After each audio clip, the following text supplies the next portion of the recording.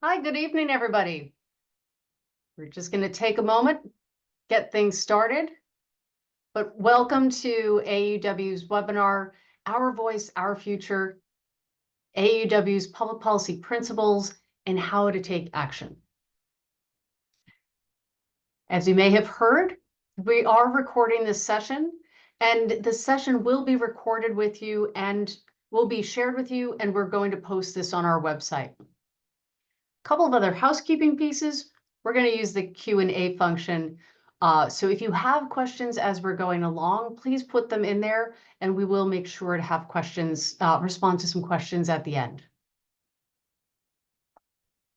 But let me first introduce myself and my colleague, Kalina. For those of you who don't know me, I'm Megan Cassell. I'm AAUW's Senior Director of Policy and Member Advocacy. And I've worked at AAUW twice, both 20 years ago and in my recent role for the past 2 years. And it's great to be in this role because I cannot imagine being anywhere else at this moment in time. But let me ask Kalina to introduce herself as well. Thank you so much. Hi, everyone. My name is Kalina Meyerchek, pronouns she, her, and I'm AAW's Advocacy Manager, and I've been with AAW since 2021. Really happy to be here with you all. Great. So as we're getting started, just wanted to remind everybody, who is AAUW? And we are at this moment where our mission for gender equity and equity for all women and girls through education, research, and advocacy, it couldn't be more critical. Many of you may have heard that we launched our new strategic plan last week, and advocacy at this moment in time, especially focused on higher education, could not be more timely. So the fact that you're with us tonight, we really thank you, because AAUW's power is our members. So we're living in such a political time. And at this moment, when it feels so amazingly partisan, it feels like, how could we say anything about politics? But I'm here to remind you that AAUW is not values neutral. We can be political. We're nonpartisan, and we're going to stand up for what we believe in. So as part of that, AAUW does endorse legislation, not candidates. And we take our positions based on a member-affirmed public policy principles and priorities. So that's what we're going to talk about tonight. Our members have just affirmed, they have weighed in, we've gotten feedback, and it was a resounding vote in favor of the current public policy principles and priorities. We're going to talk through those tonight and talk a little bit more about where things stand. It's been quite a couple of months, and where we can go together.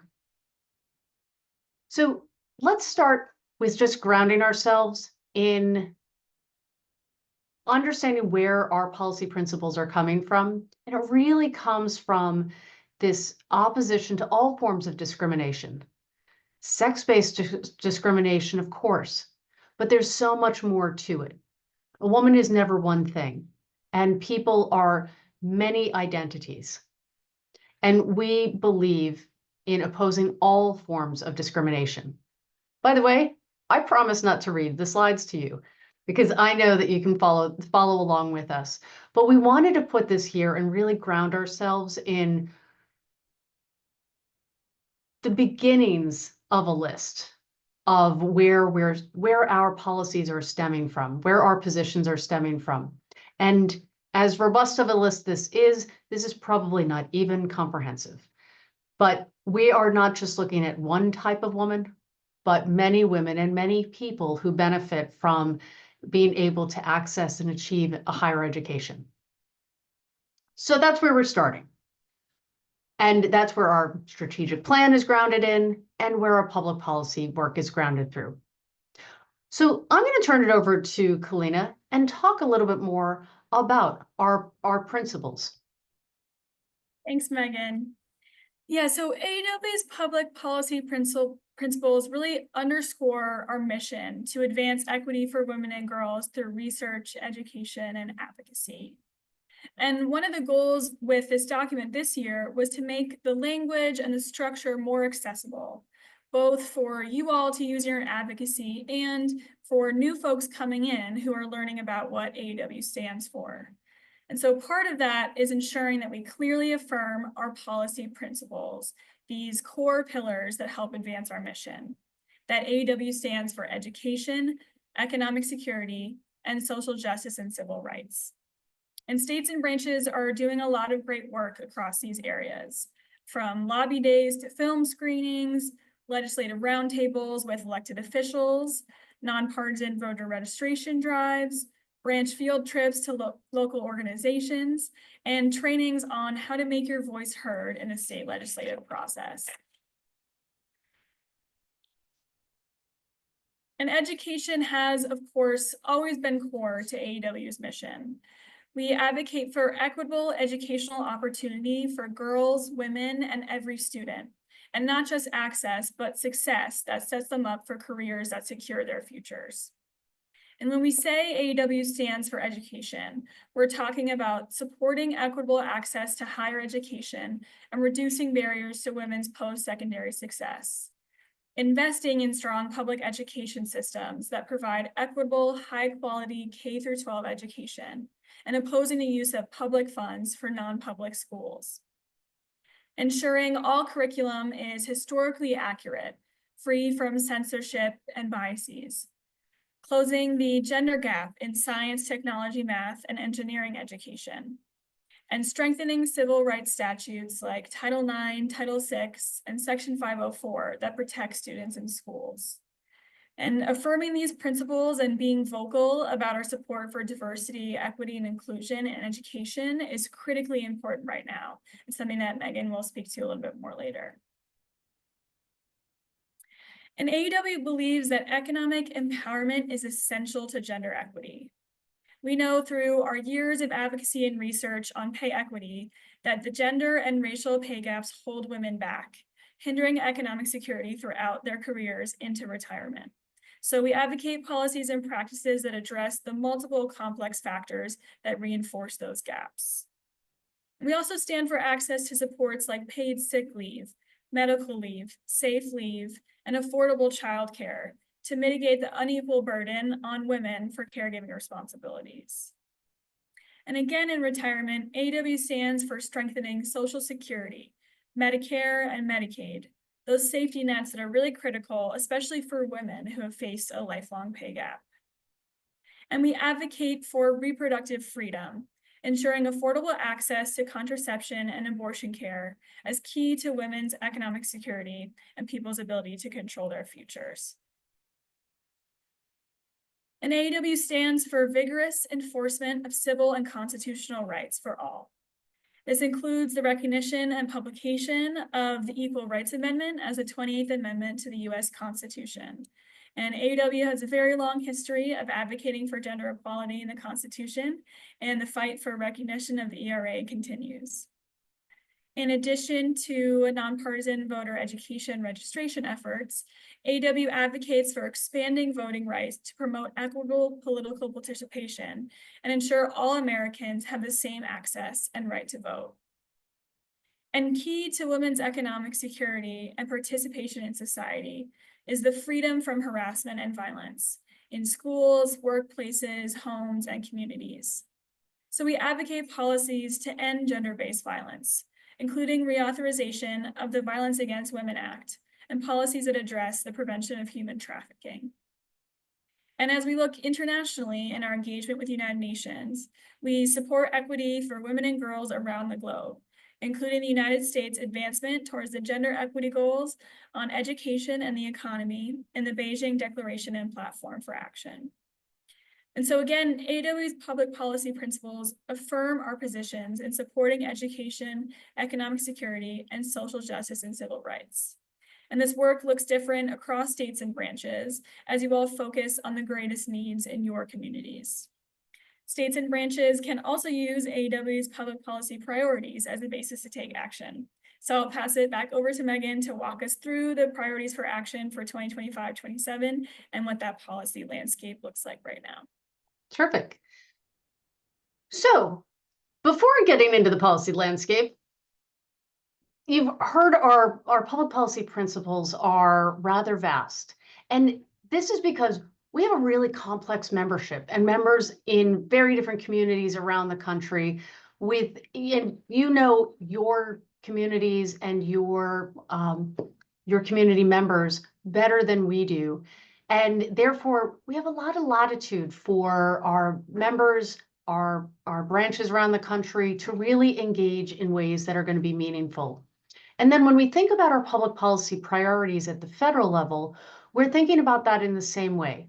We think about which of these priorities we're going to be focused on by basis on their viability for action or their critical need for defense, which I feel like there's a lot of that going on, where we have strong member support and a potential for distinctive AUW contribution and leadership. So these national priorities, they are informed by our public policy principles, and they do help really drive action both at the local, state, and federal level. So a quick overview is you see some of the same buckets here of civil rights, of inclusive education. We want to focus on making sure that students in higher education have the supports that they need to succeed and reduce the barriers to that success, both financial barriers, civil rights barriers that may exist, as well as non-tuition barriers. So let me speak a little bit about each one of these areas. So the first one is really looking at strengthening Title IX rules. In order to understand this, let me go back a couple of months and explain where we are with Title IX.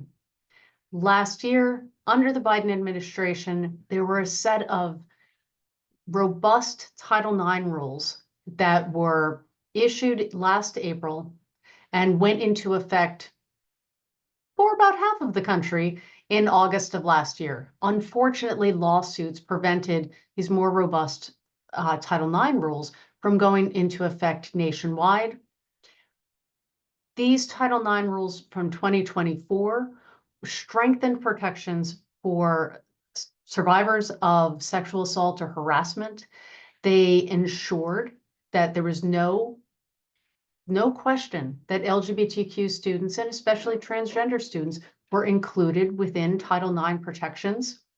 And the 2024 rules ensured that pregnant and parenting students had articulated protections, proactive protections that schools needed to take. Unfortunately, what we saw in January, and this is prior to the inauguration, is that we saw a court vacate the 2024 rules altogether. So what that meant was we just went backwards 5 years, and the Title IX rules that were put forward by Betsy DeVos in the first Trump administration, that's where we are today. We still have Title IX. However, it is in a weakened form. So our top priority is to reinstate these Title IX rules that are stronger and have these clarified protections for particular groups of students. And what we're really trying to make sure is that all students can go to school in an environment that is free of harassment. So our second piece is really looking at inclusive education, especially in the higher ed realm. And this is one where there's no shortage of attacks right now, that we are dedicated to making sure that institutions of higher ed are accessible to all students, regardless of socioeconomic status. We want to make sure, as you heard us say in our principles, that the environment and curriculum is inclusive and free from bias. We'll talk about that a little bit more, about some of those attacks. One of our next public policy priorities for during this next congressional, the 119th Congress, is we want to reduce the barriers to post-secondary success. And one of the biggest barriers is financial. We want to make sure that we're investing in students. We're giving people the best opportunity to access higher education by providing financial support in ways that can make degrees more accessible for folks. We want to look at things like campus childcare. We want to make sure that student debt is manageable when it's needed. And outside of that, we want to look at what are those non-tuition barriers that are preventing students from attaining the degrees that they want to achieve. We have a changing student body. We have a student body that is older, that is working, that is parenting, and there's a lot more to trying to juggle education, caregiving, and life than it may have been 50 years ago. So we need to recognize that our policy support for students needs to go beyond the campus and to look at some of these other areas that will help students succeed. So that really brings me to where are we right now in some of these issues? And I promise not to take up all of your time this evening, but I do want to take a couple of minutes to just share some of what we're seeing, because as you all know, these are not ordinary times.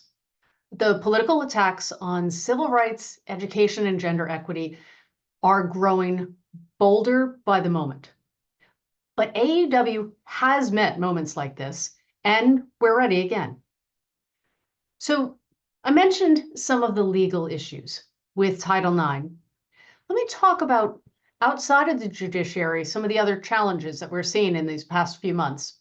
And one of those challenges have been many of the executive actions taken just in the first 100 days of this administration. We saw a flurry of executive orders that were targeting education, civil rights enforcement, and diversity, equity, and inclusion. There's a couple particular executive orders that stand out. There have been attempts to undermine the accreditation organizations for institutions. There was an executive order instructing federal agencies to eliminate any grant program that prioritized diversity or equity. In fact, there was just an analysis that saw that STEM programs are really being hit hard by this elimination and federal grant funding being pulled back. And as I'm sure you've all seen, we also saw an executive order attempting to dismantle the Department of Education. But here's what is important to remember. Executive orders do not overturn law. Congress still has a role in this, but executive orders can shape the enforcement and influence policy decisions, but they cannot eliminate statutory protections like Title IX or the Higher Education Act. They can't eliminate the Department of Education without Congress. But the message that they're sending is very real, and the harm that they're causing is extremely real. It's creating, what we're seeing is a chilling effect for educators, for researchers, for institutions. And they're reinforcing a broader narrative that is undermining inclusive education and civil rights protections. And one of the things I do want to say, because there's been so many attacks on DEI, don't use the acronym. Say all the words. Because when we reduce diversity, equity, and inclusion into an acronym, we're starting to lose its meaning. And we really want to know, what are people against? Are they against diversity, inclusion, equity? Let's have that conversation. And we can, and we should. But I also want to highlight one of the more serious threats that we're seeing right now, and truly right now this week, is there's a budget reconciliation bill moving through the House of Representatives that includes devastating cuts to higher education. And I try not to be hyperbolic, and this has to be one of the worst bills I've seen. This bill would eliminate subsidized student loans. So that means most students who are taking out student loans in undergrad, interest does not begin to accrue until usually a grace period of about 6 months after they're graduating. However, if you start freshman year with a loan, if this bill passes and there's no more subsidized loans, you're going to graduate with 4 years of interest already accrued. We would see the budget reconciliation bill restricting Parent Plus loans, eliminate Graduate Plus loans, forcing students to go to the private market, which is going to be a lot riskier for them and a lot more expensive. We're looking at slashing Pell Grant access by changing the requirements of who's considered a full-time student. And a lot of these changes, they're going to disproportionately harm women, especially student parents who are already juggling work, caregiving, and school. These are the students we should be investing in, not pushing out. I need to let you know that this bill has passed the House Ed and Workforce Committee. We're going to see a Rules Committee hearing tonight at 1 a.m. Eastern, and I'm not making that up. So we could see this bill move very quickly, but not if there's a lot of action. So there's still time. This is a long process, including Senate negotiations. But we are going to need everybody to act now because the cost of these attacks is life-altering for students. For a Latina student who's navigating financial insecurity, for a Black student mom who's pursuing an advanced degree while working, women with disabilities who are dealing with changes in eligibility of what's accommodations are covered from high school to college. That is a lot to grapple with. For LGBTQ students who are facing more hostility on campus, in campuses right now, these changes mean the difference between graduating and abandoning their dreams. And if you don't know, AUW is one of the largest non-institutional funders of women's graduate education. We know what it means to invest in students. So when we don't invest students, when we create policies that are doing the exact opposite, doors slam shut, futures are diminished, and the transformative promise of education, the path to economic security and empowerment and full participation is completely betrayed. So on that uplifting note, let me tell you a little bit about what AUW is doing in the face of this. What we're doing is we're mobilizing on all fronts. We've been doing in-depth bill tracking and analysis to expose how these policies are impacting women. We're working with our coalition partners to learn, to share strategies, to join letters and public statements. We're conducting outreach to Capitol Hill, from letters from AUW National to make sure that we are on the record, to rallying our Washington, D.C. lobby corps through visits up to Capitol Hill offices and through grassroots engagement. And that is really where so many of you come in. And what we're doing, and we will continue to do, especially in this congressional session, is equipping our advocates with more fact sheets and talking points and trainings so that you have the information, the language you need, and the confidence to keep moving forward, because this is a moment that demands both clarity and courage. So I want to give a couple of thoughts about how you can be part of this work starting today. We've initiated a pledge for gender equity. So we're inviting everybody to take a pledge and put your name to a pledge saying that you are going to do just a little bit more this year. Use your voice to show that attacks on equity, on access and inclusion will not go unanswered.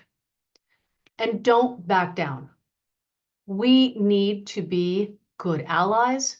We need to be bold. We need to say the words that we support diversity, equity, and inclusion.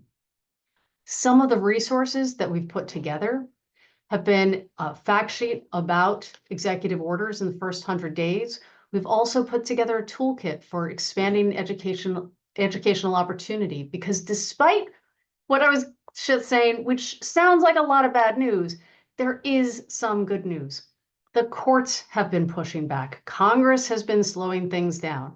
We have a toolkit that is giving you background information on some federal lawsuits that against some of the executive orders that have actually been enjoined by the courts, which means this is progress. This is a good thing on our part.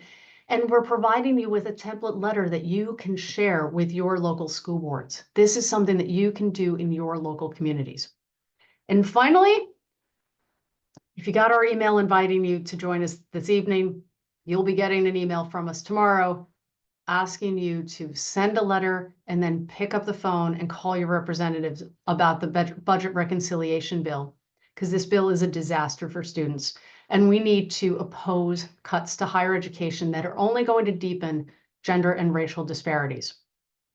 Because together, we actually can shift the conversation and the outcome.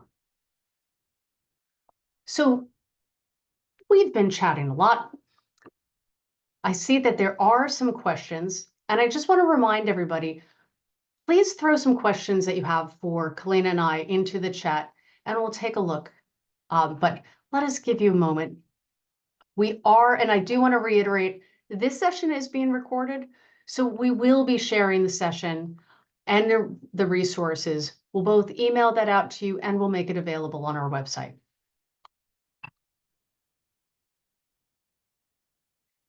So somebody did share that they were concerned about a narrowing of the focus. And there were many things that actually we did narrow in terms of the public policy principles.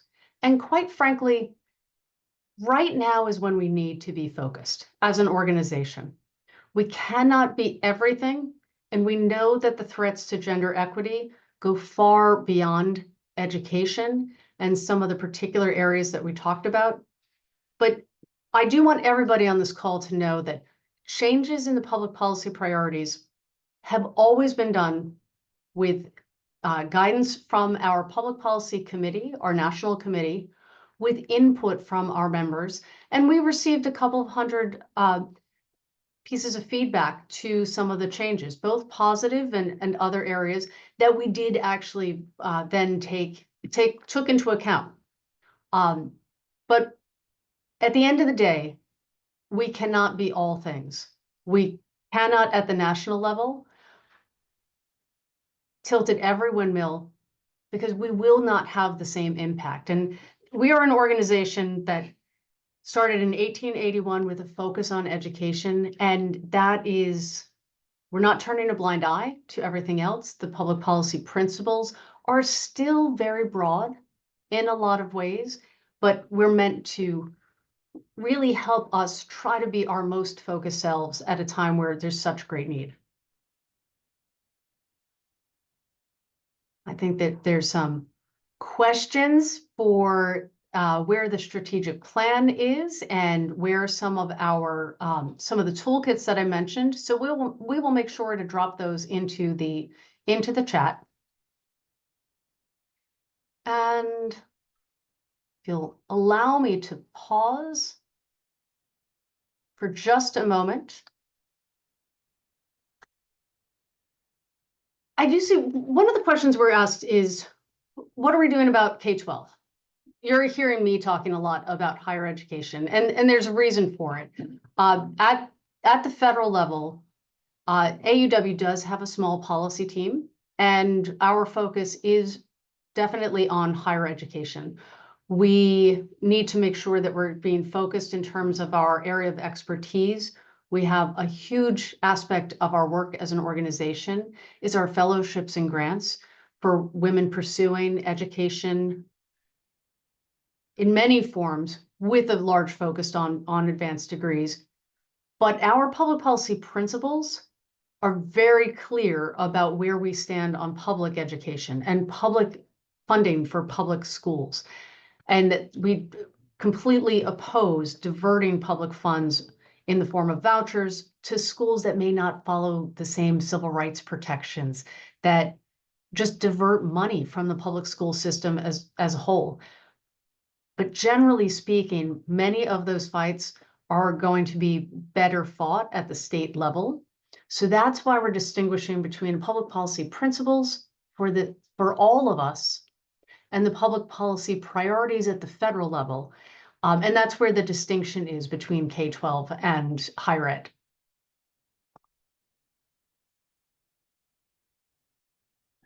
Kalina, as I am looking through, are there any questions that are bubbling up to the top for you?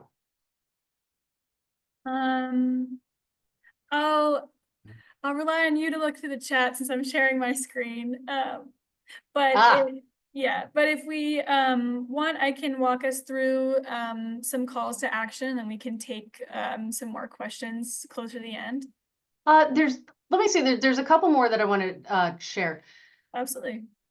So there was a question about the destruction of the Department of Education's Office of Civil Rights. Yeah, that's definitely a thing right now. So where are we with the Department of Education? There are a couple of things going on. We had an executive order that came out saying that they were going to dismantle the Department of Ed.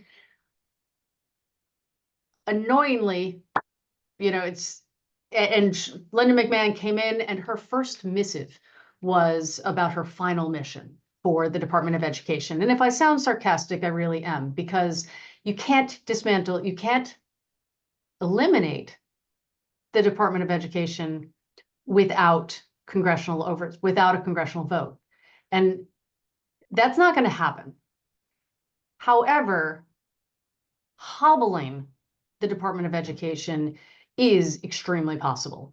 And the Office of Civil Rights, this is the office that investigates Title IX complaints, investigates civil rights abuses, disability claims. We want more of this office, not less of this office. And under the previous administration, the Office of Civil Rights, everybody who worked in that office had a caseload of about 50 cases. There was about 12 regional offices around the country. And when we saw the reductions in force that hit the Department of Education, that wasn't an even half of the Department of Education staff being laid off. It really disproportionately hit the Office of Civil Rights. 7 out of 12 regional offices for the Office of Civil Rights closed. You had folks, as I mentioned, with a caseload of 50 each before closing 12 offices. This is devastating for students. You have the Secretary of Education just this week talking about how they were going to streamline things and make investigations go faster. And normally, I think we would all applaud folks getting justice, or at least some type of resolution faster, absolutely, but not at the expense of having cases dismissed. And that's one of the real concerns, is that faster is going to mean closing the case, not necessarily resolution for the student involved. So I'm not fear-mongering, but this is absolutely a real critical issue. And it all comes back down to the budget. So our first hurdle is we need to make sure that the budget resolution does not pass. This is the thing that is being called in the headlines, one big, beautiful bill. And quite frankly, this is one big broken promise to students. And we do have an opportunity to slow this down, to make sure that it doesn't go forward. There are a lot of questions and concerns, even on the House side. And if people keep hearing from us from around the country, we do have an opportunity to change that. And then we can work on making sure that we actually have people in the offices that we need to have them in the offices of civil rights.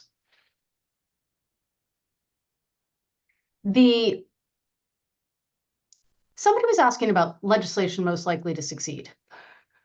I'm laughing because I'm wondering if you're talking about legislation that we support that is likely to succeed, or the legislation that we're concerned about being likely to succeed. I mean, our promise to you, quite frankly, this year and every year, but much more of a commitment right now, is between Kalina and I and the rest of our team in the policy department and all of our dedicated state public policy chairs around the country.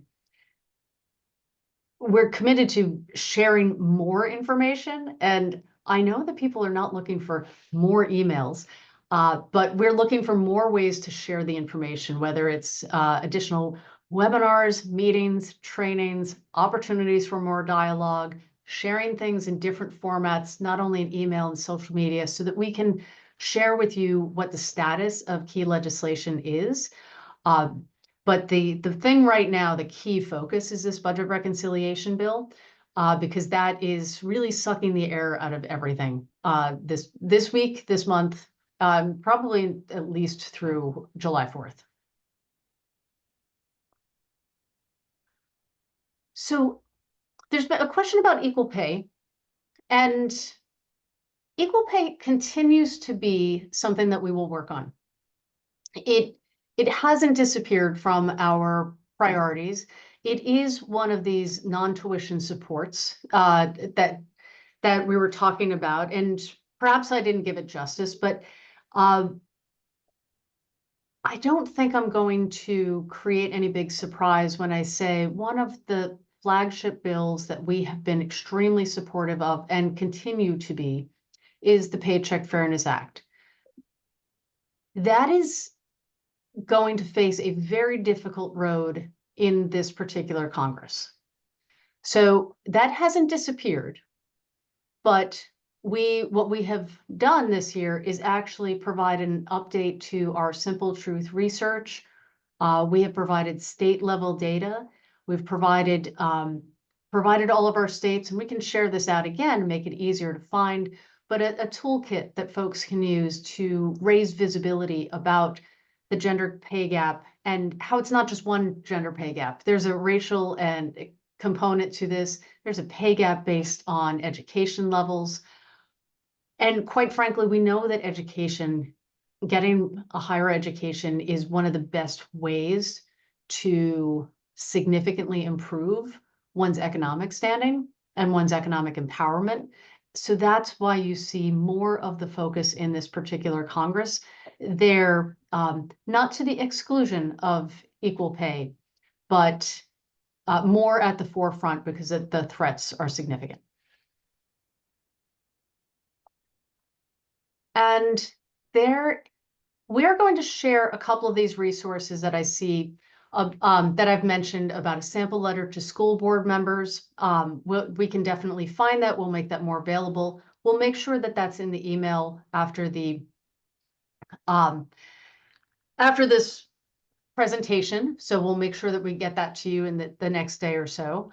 I mean, how are we going to change the minds of Republican lawmakers? The same way we're going to change the minds of Democratic lawmakers with constituent input.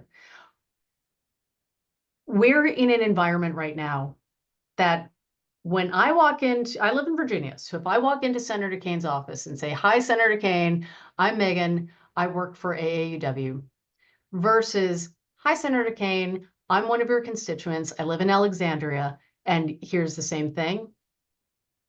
It's so much more impactful when I'm wearing my constituent hat. Now, the benefit of a membership organization is we have constituents, we have members who are constituents in almost every congressional district. And we know that a lot of you have been stepping up, and we're really asking everybody to step up, that we appreciate folks reading our emails, and we're going to appreciate you even more when you're sending the letters and you're taking an additional action. Share them with your friends. Ask your friends to take action, because when we really mobilize in a unified way, we're going to have a tremendous impact, and then we can keep working on this. There are things, somebody's asking about fighting for Title IX. How do you fight for Title IX when things are so hostile? Well, I'm going to actually make this smaller for you instead of bigger. One thing that you can do on Title IX is help students who are pregnant and parenting, who for a moment, they had proactive articulated protections in Title IX, in how Title IX was going to be enforced. Title IX has always been a floor and not a ceiling. So while there were many court battles over the sexual assault investigation procedures, as well as whether or not we were going to allow LGBTQ students to be protected in a harassment-free environment. I don't even know why that's a question. Those were where the court cases were, but the courts throughout the entire 2024 rules, which meant that they scrapped all the proactive protections for pregnant parenting students. What we're doing is we're working with partners right now to actually come up with a template letter for this, which is everybody can reach out to their schools. Schools can look at what those 2024 guidance was for pregnant parenting students, and they can incorporate it into their own harassment protections. They don't need Title IX to do that, but they do need a nudge from their community saying this is something that we value. So the fight to have the most robust Title IX that truly lives up to its promise when it was initially passed in 72, which it's always been striving for. We've never achieved it totally. We're always going to strive for the perfect Title IX. But in the meantime, let's get smaller. Let's help who we can. Let's the courts play out some of the other parts and keep moving with that. So one of the other issues being asked was about advocacy for abortion access. So AUW does absolutely support this. And this is both in our public policy priorities and our public policy principles, because if a woman does not have the ability to control the timing and place of whether she chooses to have children or not,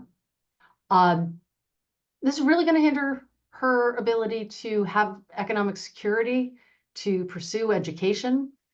This is really a fundamental issue, both for education and economic security. So it does continue to be both something that many of our states worked incredibly hard on ballot measures this past November, and many states are continuing to work on the state level, and we will be continuing to work on that at the federal level as well.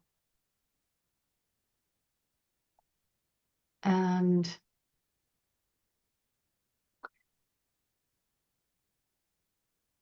there's a couple of other pieces here that I'm looking at, and something that I'm seeing a couple of people asking, like, all right, what do I do when my representatives agree with me?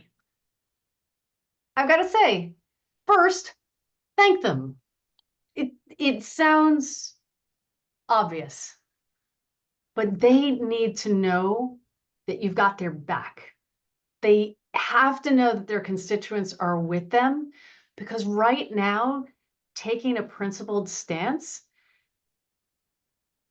seems to be a very alarming thing. We have seen Senator Murkowski from Alaska.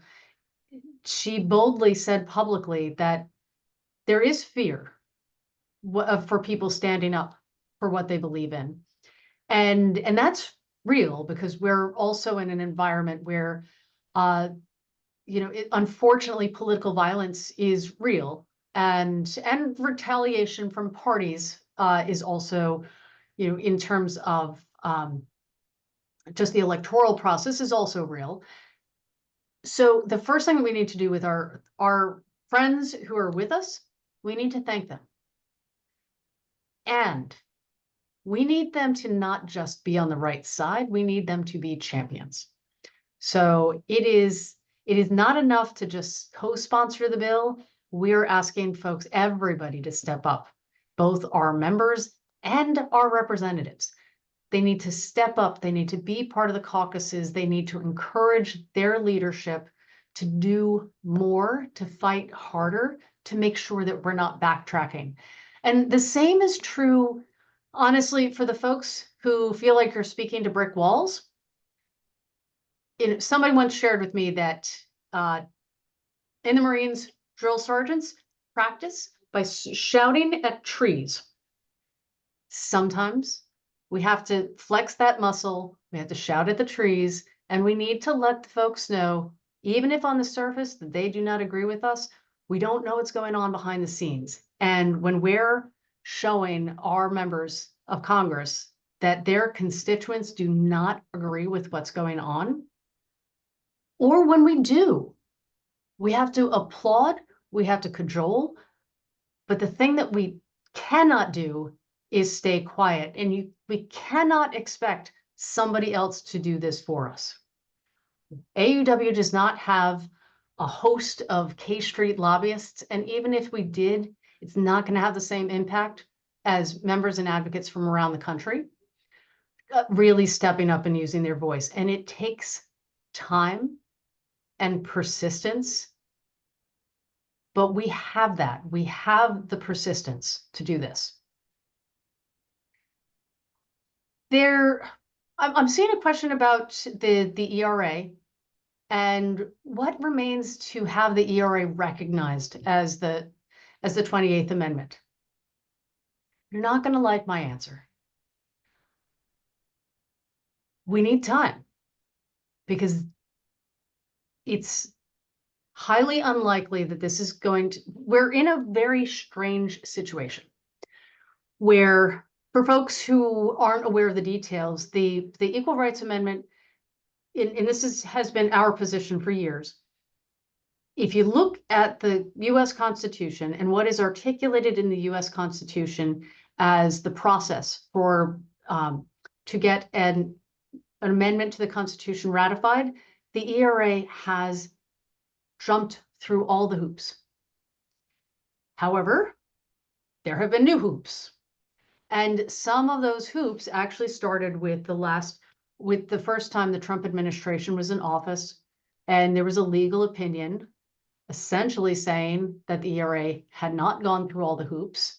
And no, I'm not using the legal language, but essentially we have a split legal opinion. This is ultimately going to go to this Supreme Court. And actually, it's really not an if, it is a when this gets to the Supreme Court.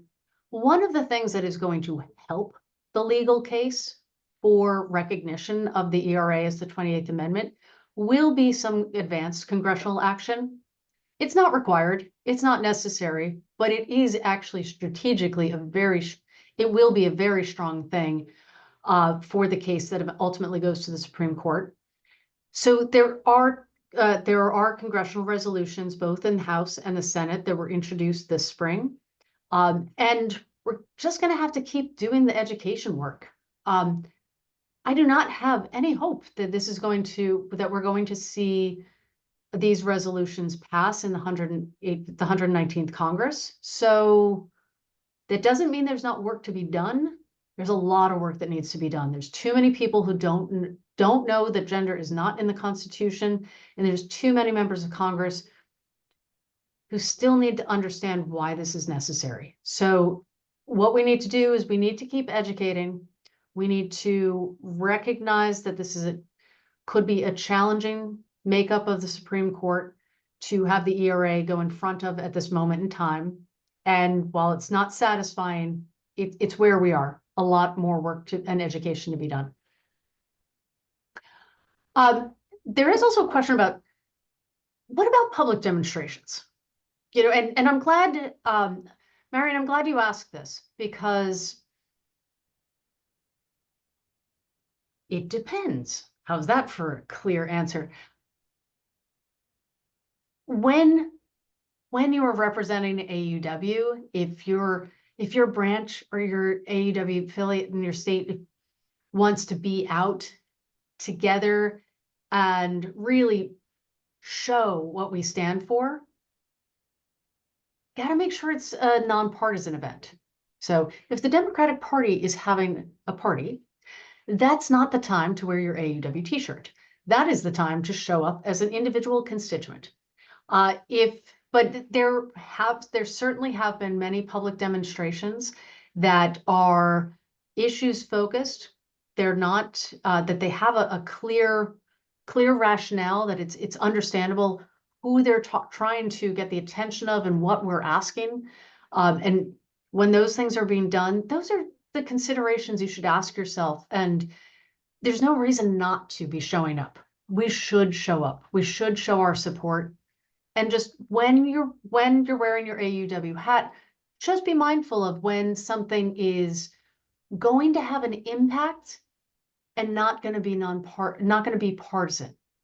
Aside from that, grab your friends, get out there, but see the public demonstration as the first step and not the only step. I was going to say, I'm seeing in the chat, in the questions and answers, there's a couple of shout outs to some great champions like Patty Murray. So I will wholeheartedly applaud that. And yes, I mean, when we're calling and thanking them, we also want to make sure we can just ask people to lift things up, do op-eds, ask them what kind of support they need. Sometimes that is also just as helpful as asking them to do things. There are a couple of folks and have mentioned an app called 5 Calls, as well as AUW's 2-Minute Activist. 5 Calls is great. I'm going to say 5 Calls and AUW, we don't 100% overlap on our priority issues, but I love what they're doing. And this is actually something that Colleen and I have been talking about. We'll be doing more of this for you as well. For those of you who haven't heard about the 5 Calls app, you take a look, you get background on information, you get some talking points, and you get your phone numbers for who your elected officials are. We're going to start making that a heck of a lot easier for you. So 2-Minute Activist, so far, it's mostly been requests to send letters. Trust me, we're going to ask you to pick up the phone too. And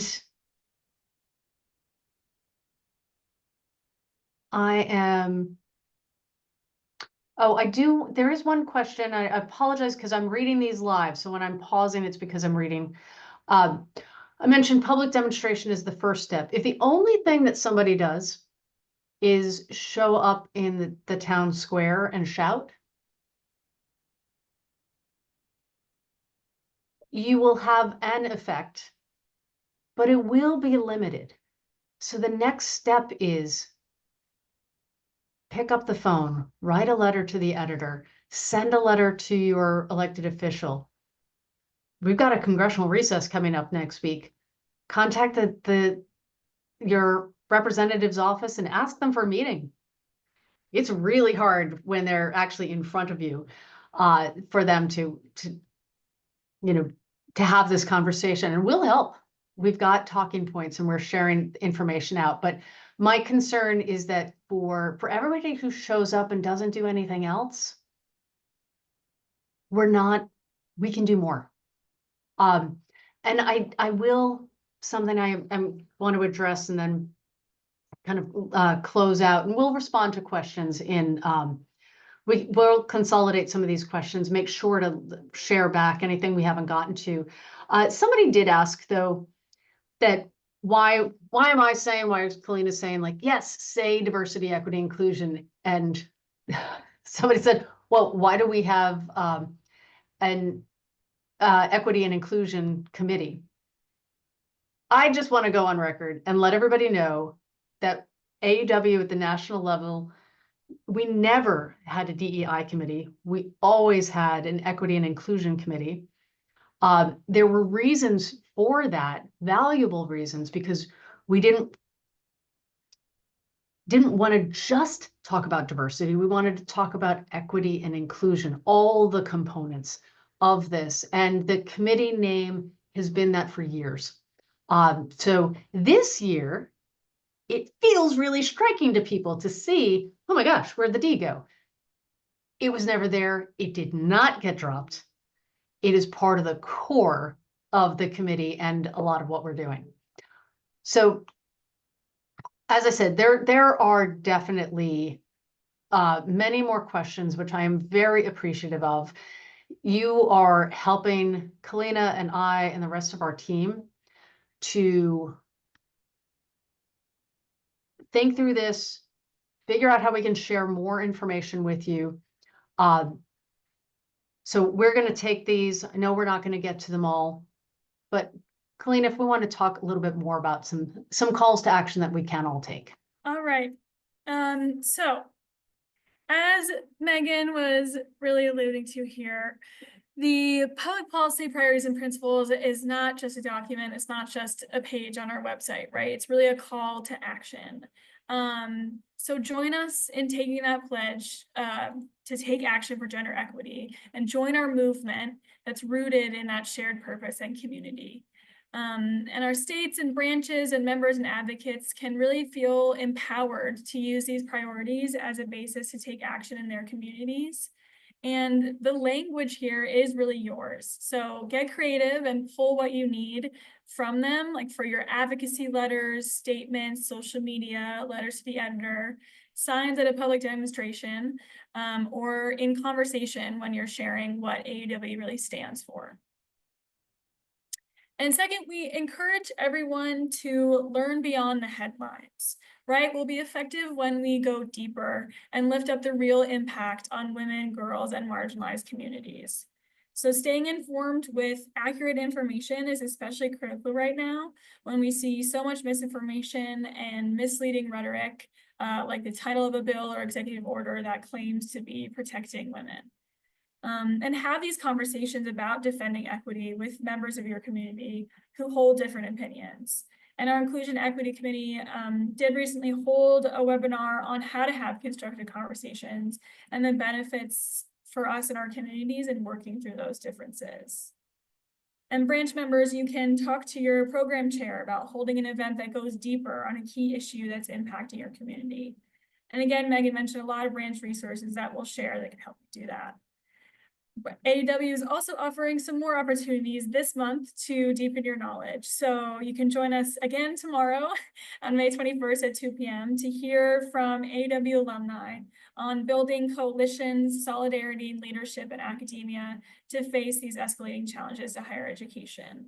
And on May 28th, our Inclusion Equity Committee is hosting a virtual town hall that's really a space for honest dialogue around these challenges and insights from branches on how to advance these values at AAUW. And third, act. Your voice matters, especially right now. So take action in your district during the congressional recess from June 14th to 22nd. Meeting with your elected officials, either in person or virtually, is one of the most impactful ways to influence public policy. And again, we'll share a lot of more resources, talking points, and training for you to be able to do that successfully. So whether you request a meeting or attend a town hall or send that letter to your local superintendents, urging them to uphold inclusive environments for their students, really use this critical time to make your voice heard for equity. And fourth, share these resources and calls to action with your branch, your family, your friends, and your community, because we're really stronger together. Invite folks into your advocacy or support them if their approach looks different than yours. You really are one of our most powerful messengers, and your networks need to hear why higher education matters and why AAUW is leading the fight. And last, give to AAUW to support our work. AAUW's new public policy fund is helping us meet this moment by allowing us to focus on increasing the impact of our action network. So we'll grow the number of advocates across the country and continue providing that timely, accurate, and actionable information about our key issues. So your gift is really a fuel for this movement.